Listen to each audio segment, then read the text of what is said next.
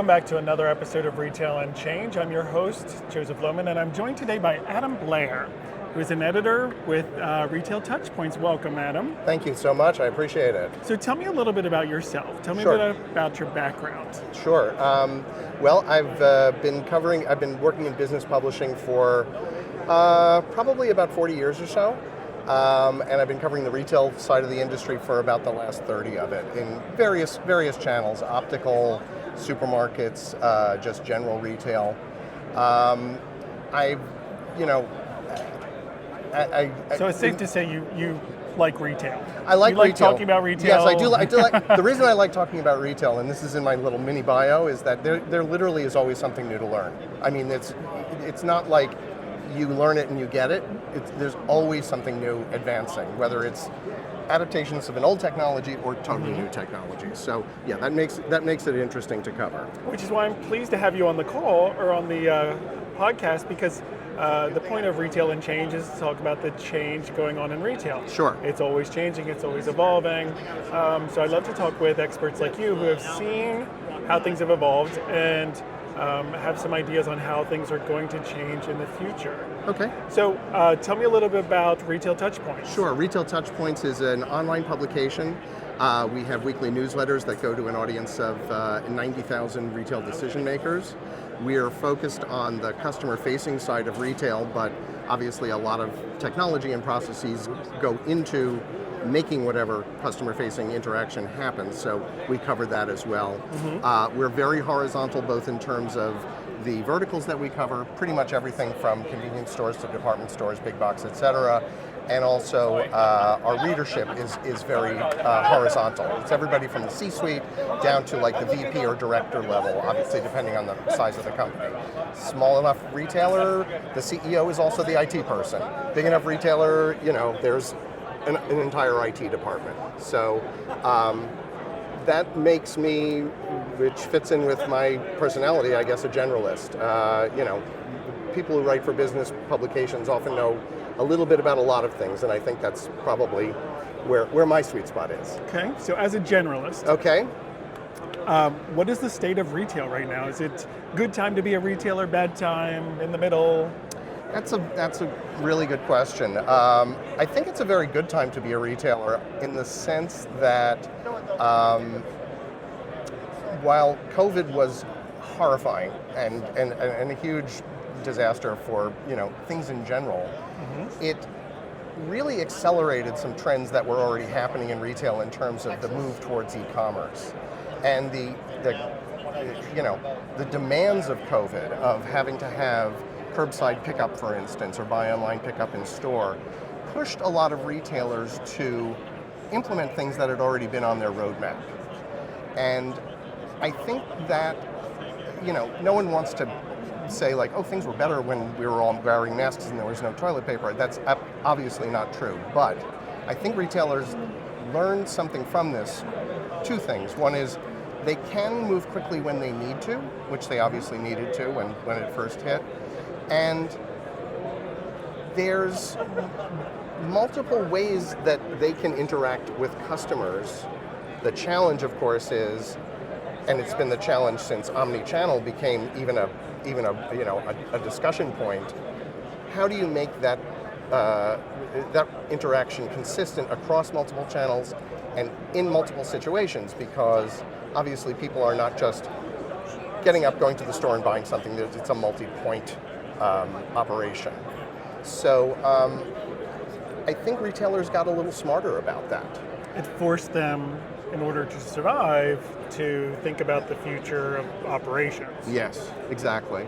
I think it's a good time to be a retailer also because everything I've been hearing about AI here at the show, and it's certainly been a lot, it's sort of the theme of the NRF 2025, is that, and I've heard this phrase a couple of times, it's going to democratize a lot of the decision making in the sense that the easier it gets to ask a question in natural language and say, which of my stores is doing the best in this category? Or, where are my labor costs out of whack? Or, whatever, and for it to respond to you in a way that's A, understandable, B, quick and or real time, and C, also gives you a suggestion or an action point.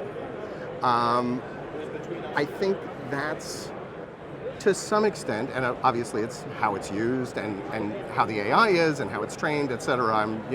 It's not just turn it on and it's a switch that makes everything magical, but I think that will help people in the decision-making areas to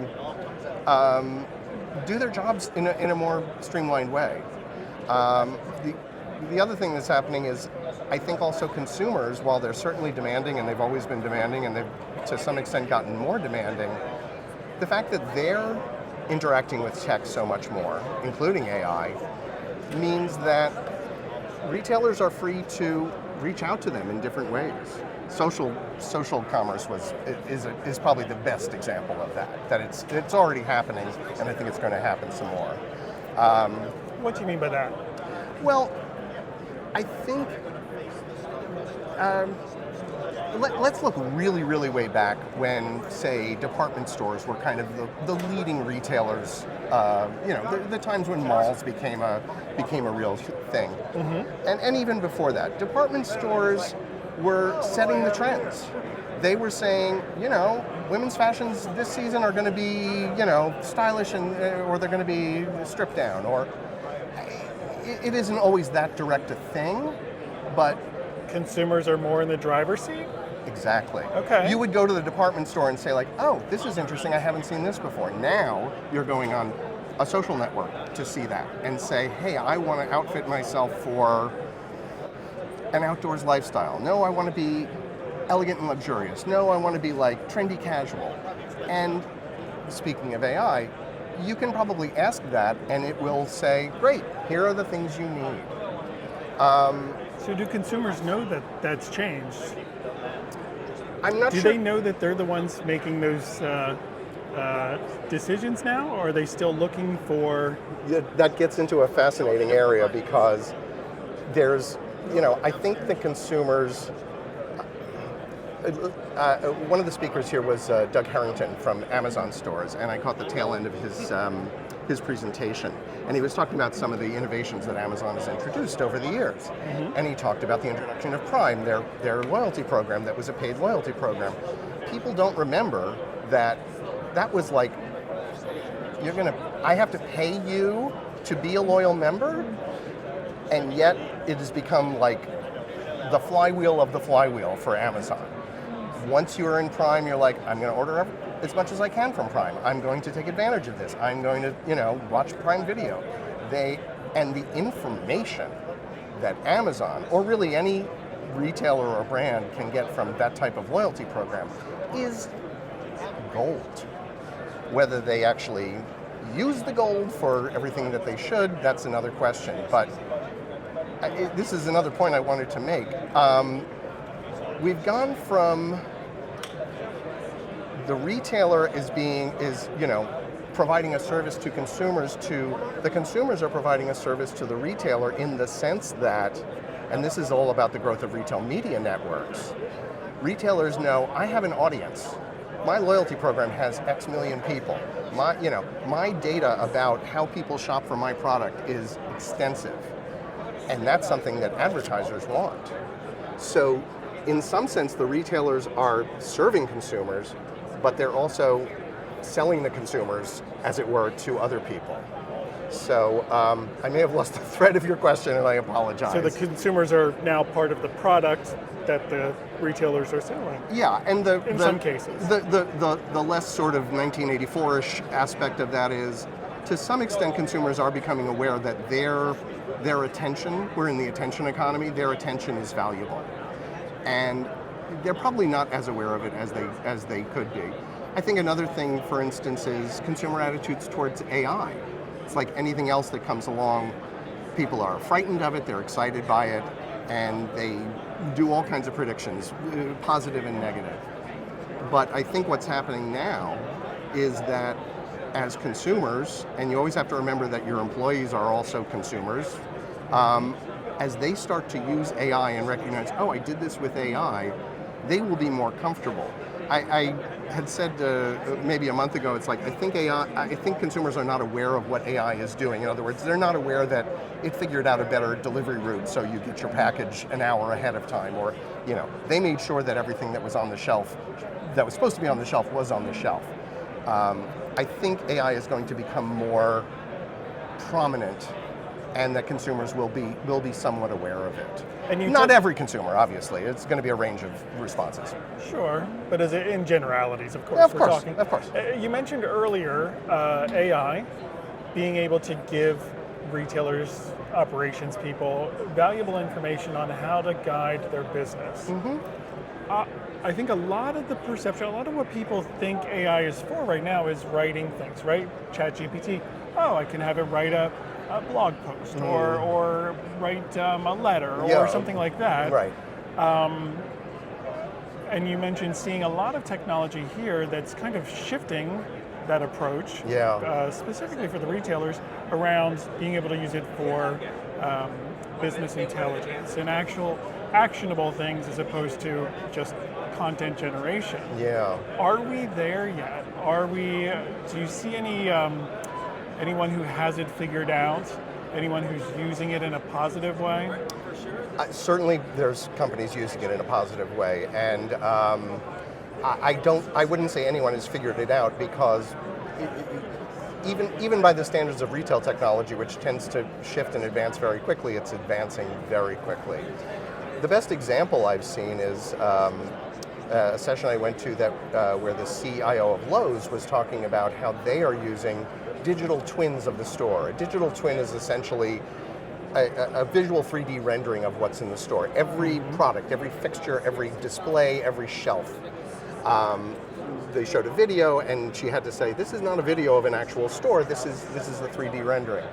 What this helps them do, and what they're calling physical AI, in the sense that it's AI that understands a box of bolts is heavier than a box of feathers. And if you're going to lift a box of bolts, if you're going to stack something, put the bolts at the bottom. It's an oversimplified way of looking at it. Common sense, but some people need to be told that. Well, and it's not even that, because a lot of what they're doing is they're kind of using it as a simulator, I guess you would call it. Okay. Say the example they gave was, here's this aisle. These products don't seem to be moving very well. Do we cut down the amount of space we devote to them? Do we totally take them away and replace them with something else? Do we put them on special? That's the kind of what if questioning that our readers are going through every single day. And if you can do it with some degree of accuracy and real-time response within a digital twin, rather than even Lowe's, for instance, has what they call test stores, or I guess it's like a staging area where they test out different things. But if you can do that electronically, digitally, and figure out which is the most likely to be successful, and then implement it, think of what you've saved. And again, it's AI. If the solution is good enough, it is going to give you those three options, and maybe a bunch more. And you can say, no, we don't do anything on promotion. Okay, well, what's the answer? Okay. So I think that is a positive, in the sense that sometimes it's more about, there's not a totally right or totally wrong answer, it's a percentage. It's like, this has a 75% chance of being successful. If that's good enough for your risk management, go for it. So yeah, I think it's a positive. As I said, it certainly has the potential for many negatives, but that's something the entire society is going to have to deal with. Right. So AI, not only something that's changing the retail landscape, but also is posing some challenges. Oh, no question. What else are you seeing in the marketplace other than AI? What are retailers struggling with? They're struggling with some of the same things that they've always struggled with. Maintaining their stores and the planograms and the merchandising and inventory there. Some of the technologies are going to help with that by providing them with more real-time data. They are certainly struggling in terms of consumers who are more in the driver's seat have so many more choices. And the retailers, again, and I'm oversimplifying, they've gone from the direct line of, you see an ad in the newspaper, you go to the department store, you buy it. Now it's, who knows what led you to that, and you might buy it online. And you might, want to return it. And where do you return it? I think their biggest challenge, as I said, is kind of presenting a unified front, as it were, to the consumer, allowing them to do the things that they want to do and expect to do. That's another aspect that, and not to be pushing Amazon, but what people have termed the Amazon effect, in the sense that if you get next day shipping from Amazon and you get used to that, you start to wonder why you can't get it from every retailer and every brand. And multiply that by everything else that the absolute best retailers, or even other types of services. You go to a restaurant and say you love scanning the QR code and ordering your thing there. You're like, well, why isn't this an option everywhere? As and again, I think I've lost that thread of this, but well, it's interesting. So, if you think about, and this is my opinion, my perception, sure. But if you think about all of the retailers that have struggled over the years, right? And we see in the news there are some that continue to, and there's a wide variety of reasons, but I think a good percentage of the ones who have struggled, have failed, have closed, the core issue is, going back to that theme of, the traditional sense that I am the retailer, I'm dictating the terms, you come to me to purchase, and you're going to do it on my terms. And the retailers that I think are seeing the most success, in general, again, there's always exceptions, sure, but in general, are the ones who have understood that it's really about that shift in mindset from, it's not all about optimizing my operations, my processes. It's making sure that I have the right ones to have the right stuff at the right place at the right time, and allow people to pay how they want. Whether that's cash, whether that's mobile, whether that's, with a self-checkout, with a man checkout at a kiosk, which complicates things immensely. Mm-hmm. Sure. So retailers have a lot to navigate nowadays. Yeah, and every study I've seen about, for instance, online transactions, but also in the store, if you get to the checkout and there's even the slightest bump, the teeniest speed bump, you're going to be very tempted to say, forget it. I don't want to do it. It's too much trouble. I don't want to join your loyalty program. I don't want you sending me a million emails. Whatever goes through the consumer's head. The payments is so complex. I don't pretend to understand much more about that than the basics that I've learned. So put on your consumer hat for a second. Please. Take off your reporter hat and put on your consumer hat. As a consumer, who do you think gives that good experience? Who do you enjoy going to because they understand that and they do that? Yeah. This will not surprise anybody. Trader Joe's. Okay. There's nothing super exciting about their payment systems. It's pretty much like anything else. You can pay cash, you can use debit, you can get cash back. Mm-hmm. I like, I think you'd agree that nobody goes to a retailer because the payment is great. The payment process is great. Right. But they will. You expect it to be unobtrusive. Exactly. But if it's bad, you probably won't come back, or you'll only come back once. Don't make it hard to give you my money. Exactly. I hate to give it up as it is. No, that's it. Why would you make me regret it? Exactly. So you think they have a good seamless checkout process? And I'm assuming you like their products too. I probably should have said it's more about the products and the sort of vibe in the stores. Yeah. In terms of checkout processes, and the vibe of the store carries out through that, doesn't it? Yeah. Well, and they hire people who they know are going to be people and interact with people. And to me, as a consumer who sometimes likes to interact with people and sometimes just wants to do a transaction, it's the right level of interaction with the person. I think that's something that's ignored. It's like, I use self-checkout a lot in other supermarkets. It's not available in Trader Joe's. And I don't mind that about Trader Joe's. I'm kind of a curmudgeon. I don't like interacting with people. So I use the self-checkout at other stores that I go to because when I buy something, I don't tend to do, I'm single, so I don't buy like for a whole family. I'm buying like 6 or 7 items at the most. And I can interact with the self-checkout just as easily. I've trained myself and it's trained me and I've trained it. But I think, retailers' challenge in payment is they need to appeal to me, but they need to appeal to everybody else who's now paying only with their phone, never carries cash, paying only with a debit card for higher ticket things, using buy now, pay later, anything and everything.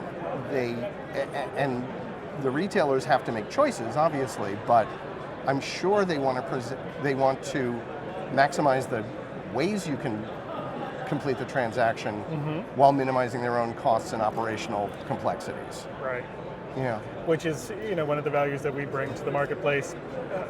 Cash is here. Yeah. It's not going to go away. Yeah. So the more we can help to reduce your operational burden to collect it, handle it, deal with the customers with it, that's where we add the value.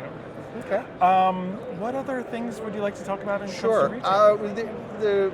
One of the most interesting aspects of retail, and again, I think COVID was to some extent a catalyst, is both the rise of sustainability and the response that retailers have had, which is circular commerce.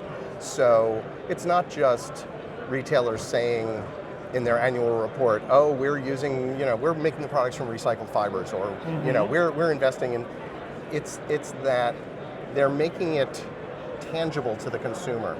I did a story about a new flagship store for the North Face in their London flagship store, and they have I think it's either like a circular zone or a sustainability zone, and it's where you go if you want to get your product repaired or replaced, or in other words, extend the life of the product. So they are making that it's part of their brand promise already, and they're making it physical. They're bringing it to the customer, and interactive almost. It's definitely interactive. Yeah, it's probably where you go to get things customized, for instance, as well. But I think that if consumers can do something for the environment and it isn't too much of a burden on them, they love it. And it'll increase their warm, fuzzy feelings about that retailer. And that's another thing that goes into it. If you care at all about sustainability and the planet, or you're watching your budget and want to make sure your shirt or your pants last another season, or you just you're into vintage couture, whatever your reasoning being for it, if there's a retailer that makes that easier, you are going to feel more loyalty towards that. I totally get that. I wish there were places that repaired more things, but I think the circular commerce and if there's, I would hope that that's going to continue to increase, because I think it's a really good development. Interesting. Yeah. All right, so we are here at NRF, the biggest retail show. Giant. 2024 in New York. You're here to 2025. Oh my gosh, 2025. I know. I'm Is it shocked as already? well. Yeah, well. A quarter century. I It's feel terrible. so old. You're here on behalf of Retail TouchPoints. Yes. You're going to leave here with a wealth of information, wealth of article ideas. What is your one takeaway from this show? What do you think was the either surprising or not surprising message, theme, whatever? Yeah, okay. I hate to say AI again, because it's so, it's like a smog hanging over the Javits Center. And no diss to AI, obviously. Like the Lowe's example, I was to some extent surprised that it had gone so far beyond just text things. as you say, writing a letter, formatting your resume, whatever Content you're using. generation. Content generation, ChatGPT. Of course, I don't love that myself since I'm a content generator as a profession, but that it's moving into these operational decision areas, and again, is able to, people always talk about A/B testing or if-then or gaming out scenarios. The problem with those is that you're usually looking at how just one thing affects that, or you're just looking for one key performance indicator and what it's doing. My sales are down. Okay, let me analyze that. My labor costs are high. My cash handling costs are too high. Whatever it is. I think the benefit of AI, again, with a well-trained model, is that it can look at all of these because, as any retailer knows, there's no such thing as a pure positive. Everything is going to have a little bit of a cost. You can have, stores that are staffed with the absolute best people, but your labor costs are going to be so high that you'll never make a profit. You can, The best things always bring challenges. There you go. You can cut your prices down here and source from China, but that's a risky business too. The other thing I wanted to quickly mention, and it's not that I have any inside information, is whatever happens with tariffs and international regulations is going to have a huge macro effect.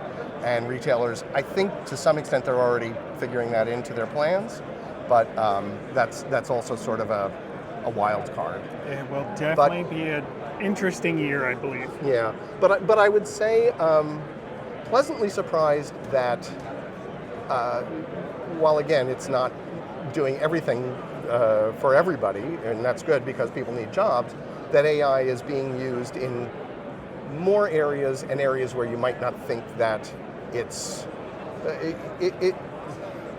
someone else said a quote about maybe they were quoting Sam Altman, so who knows, this is third hand, but that people were overestimating the impact, the short-term impact, and underestimating the long-term impact of AI.